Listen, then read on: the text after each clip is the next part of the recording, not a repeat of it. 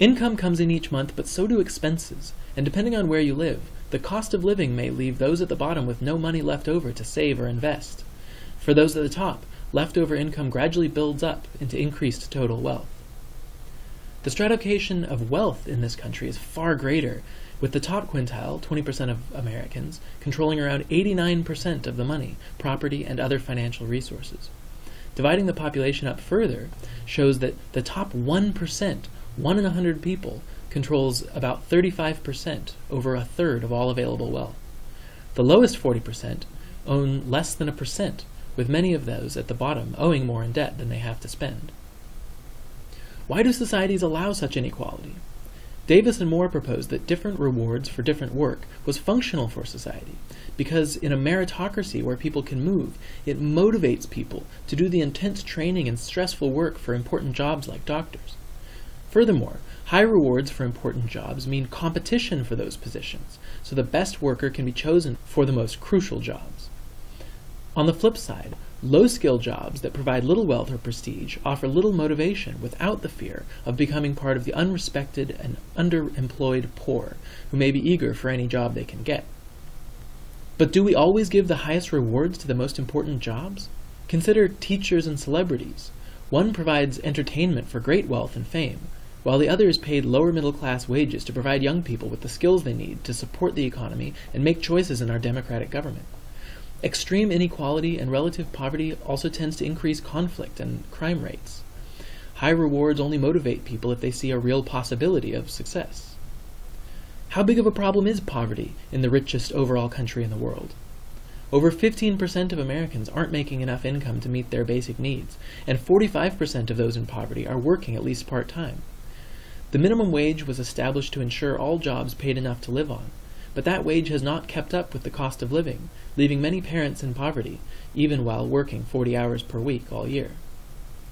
So do people have an equal chance of social mobility? Is rags to riches or riches to rags a common reality? When you look at where people are born, from the lowest income quintile to the highest, and where they end up, you see a fair amount of movement, especially in the middle. But for those born at the bottom and the top, there's nearly a 50% chance, the flip of a coin, that they will stay there throughout their life. One explanation of the cycle of poverty is that families in generational poverty, as opposed to situational poverty, such as when a person loses their job temporarily, pass on cultural capital, or a lack thereof, to their children that makes it harder to get ahead. Traditional ideas about fate, feeling of hopelessness leading to deviant retreatism or criminal innovation, traditional roles and family structures all may make social mobility more difficult. But conflict theorists say that this is blaming the victim, and it's an easy way to excuse a system that makes it easy to stay on top if you're wealthy, and all the harder for those at the bottom. So why do we tend to see those born to wealthy families remain wealthy as adults? Does your parents' estate still decide your fate? What other advantages do they have growing up and starting their careers and families? Why do those born poor often remain poor? Remember intersectionality theory?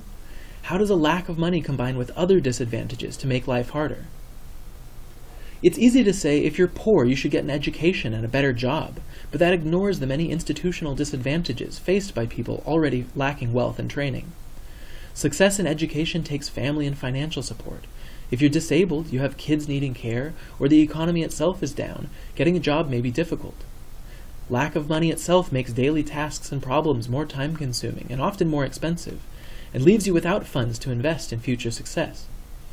Finally, the criminal justice system itself tends to benefit the wealthy by treating white-collar crimes less seriously than street crimes, and allowing wealthy people to hire high-priced legal help, while the poor are often pressured by public defenders to plead guilty.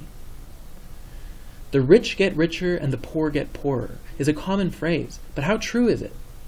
During the period after World War II, in green, income was increasing for almost everyone in the USA. But since 1980, in red, almost all of the income gains have been for the people and positions already at the very top. Next time, we'll talk about how our economy functions and why the rich do indeed seem to be getting much richer.